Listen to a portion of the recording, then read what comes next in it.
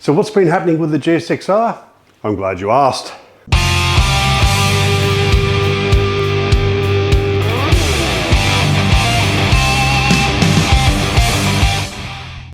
Hey everyone, welcome to Roads of Oz. My name is Matt, and on this episode, I'll give you a bit of an update on where I'm at with my GSXR1100.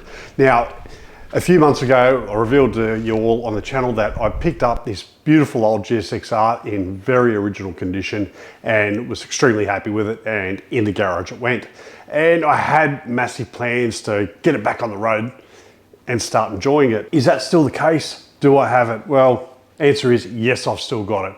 And let's go through what actually needs to be done with it. Now, when I got it home, it was full of what I like to call barnyard dust, and it was just covered in it. So I gave it a good wash down, and then that gave me an opportunity to have a good look over it. Now, as you can imagine, the tires definitely needed replacing. It doesn't matter how much tread they have, when they get that old, they're just dangerous. So when a bike's been sitting for a long time, the first thing I want to do is change the tires.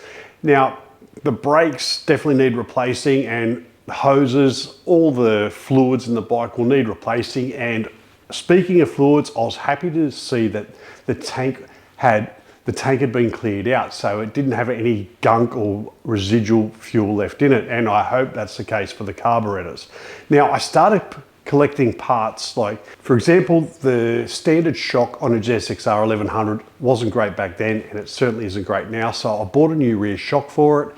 I bought some gaskets that I thought would definitely need replacing, and a few other bits and pieces. At first I thought the indicators weren't much chop, but I think they're original, so I need to give them a good tidy up. The laser exhaust is period correct and it looks quite good, and it's in quite good condition, so that will be staying. The bodywork, well, the bodywork is in good condition, but you can see the panels don't line up, so there's probably been repair work, or they've had to replace damaged panels, and I was about to start pulling the bike down when it hit me.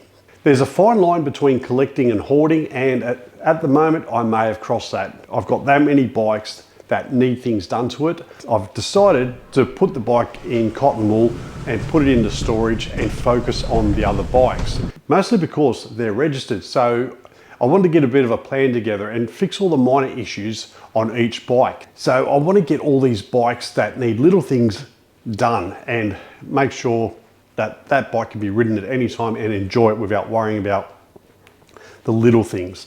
The Ducati Super Sport, well, it just needs a service. It's coming up for all, it needs all its fluids replaced, the belts checked, and that's something I'm going to have a crack at, but I will get some help, especially when it comes to the belts, just to make sure they're 100%.